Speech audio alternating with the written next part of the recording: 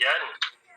So, pwede bang malaman yung mga yung mga guests, may mga guests ba rito? Pwede bang paki-type, type nyo na lang Paki-type, number 1.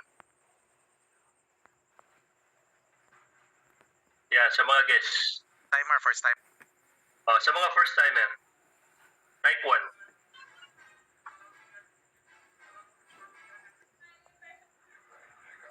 Ayun.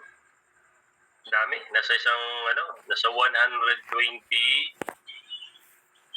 Dami.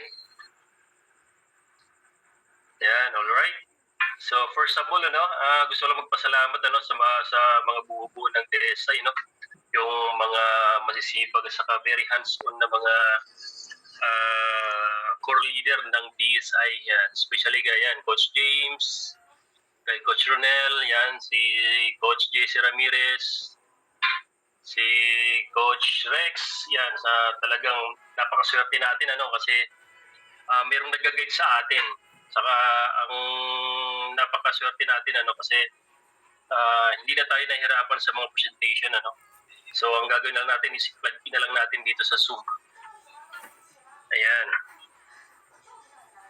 So, bago ako mag-start, pakilala lang po muna ako. I'm John Edward Hada from Antipolo, Rizal. Yan, sino yung mga taga-Antipolo rito? Meron ba? Yan, mukhang wala, Yan. So, and nagpapasalamat din ako sa mga leaders, Mga leaders ko, yung mga members ng Black Unicorn International, na hindi tumitigil, at saka yung tuloy-tuloy na humahataw dito sa Libgod. Yan. So, I'm John Edward Hadap, I've been in networking sa ganitong industriya, So, almost 18 years na po tayo, So, marami na tayong mga nasalihang company, pang-apat ko na to. So, hindi naman po ako yung junkie, hindi naman po ako yung patalon-talon, kasi doon sa first company ko is umabot ako ng 10 years. Sa second company ko is umabot ako ng 4 years. Then doon sa third company ko, umabot ako ng almost 2 years. Then dito sa Libgod, nag-start ako rito April 16 of 2023. Tama, kung di ako nagagawin 2023. So, halos 1 year and 3 months pa lang tayo rito sa Libgod. So, ang nag-invite sa akin rito is pinaka-pogi, Coach Rex Campanya from Cavite. So, during that time, na-invite ako ni Coach Rex. So, nung doon ako, biribisya ako sa isang company ko, yung mga traditional networking. Yung tatlong company na sinalihan ko is mga traditional networking yun. So, na-invite niya ako. So, pinasahan ako ng video, then, yun. Lagi ako tinatawagan. Halos umaga, tanghali, gabi, tinatawagan ako. Yung pala, ito na pala yung Libgod. So, ini-ignore ko, kasi ako kasi yung pag ako pumasok sa isang networking company kasi, lalo sa mga ganitong negosyo. So, gusto ko, nakafocus lang talaga ako. So, ayaw kong mag-entertain ng ibang company. Kaso nga lang, syempre, kilala ko rin kasi yung taong nag-invite sa akin. So, matagal sa industriya. At naging kasama ko yun sa previous company na sinalihan ko. Then yun nga, makulit talaga. Umaga, tanghali, gabi, tinatawagan ako. Then hanggang sa, yun, na-curious ako doon sa pinasa niyang video. So, bago matulog, naisipan kong panoorin. So, nung napanood ko yung natapos kong panoorin yung video, na-curious ako, na-miss ako doon sa kumpla ng Libgod. Kasi nga, una ko napansin ron, yung kapital na sobrang napaka-cheap, napakababa ng kapital. Sabi ko, napakadaling i-market nito, napakadaling magpasali sa ganitong entry na napakababa. Tapos, kung chinik ko yung compensation plan niya, very profitable. At saka, imagine, 50% yung kita mo every time na mayroon kang direct. Doon ako na-miss. Doon ako nagka-interest. Kasi doon sa mga previous company na sinasalihan ko kasi, ang ino-offer namin doon is ang pinaka-lowest entry doon is sa mga 9,500. Yan, talagang medyo doon duduguin ka talaga, kumbaga hindi ganun ka bilis magpasali ng tao kasi nga sobrang taas. So kailangan mong maghanap ng taong may pera para lang makapagpasali ng tao. So nung nakita ko yung lead good sabi ko kung doon sa mga previous company na sinalihan namin, nag-o-offer kami ng mga kalahating milyon, hanggang kalahating milyon, nakakapagpa-join ako ng tao, nakakapag-build kami ng grupo. How much more sa ganitong entry na napakaliit. Ibig sabihin, napakadaling magpalaki ng magparami ng tao, magpa-join ng tao. So doon nag-start na nagka-interest ako sa LiveGood. So hindi ko na pinatagal kasi ako medyo sa tagal ko na rin sa network, medyo pagod na rin tayo sa pag-network. So naghanap talaga, nakita ko sa LiveGood medyo magaan, sabi ko mabilis ako makakapag-establish ng malaking grupo rito. So yun nga, to cut na lang story short, nung naintindihan ko yung LiveGood, yung napanood ko yung complan niya, nag-decide kaagad ako. So nag-join ako,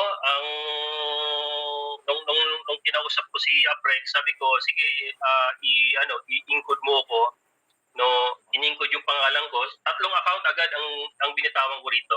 So yung account, pangalan ko, din sa wife ko, din doon sa anak ko. So yun. So doon nag-start. Then, ito yung nangyari, nung na-include ako sa LiveGood, nag-start na ako mag-invite. So, nakaka-amaze. Natuwa ako. Alam mo yung bakit? Kasi yung mga tao, ang hirap pasalihin sa ganitong negosyo. Ang bilis ko na pa-join. Even yung mga dating mga networker, mga leaders na napagod na sa network, na burnout na, nung na-explain sa kanila, na-explain ko yung LiveGood sa kanila. So, ang bilis nilang nag-decide. Nakakuha ko ng mga leaders. Nandito yung apply ko dati sa previous company namin, Ernesto Chao. Tulog na yun. Natatawa ako kanina kasi ang ganda raw ng effect sa kanya ng products Kaya pala laging umu-order ng products. Pandito. Umu-order lagi ng products, yung palang effect sa kanya. Ayan. So, yung unang yung mga nagtiwala sa akin, Then, yan. So, ang bilis kasi itong taong to, yung si Applied Ernesto Chao, sobrang kilala na rin sa industriya yan. Saka malaki na rin ang network yan doon sa previous company. Isa kasi ako sa leader niyan. Yun. So, ang bilis namin nakapagpalaki ng grupo. In just 3 months, nag-platinum siya.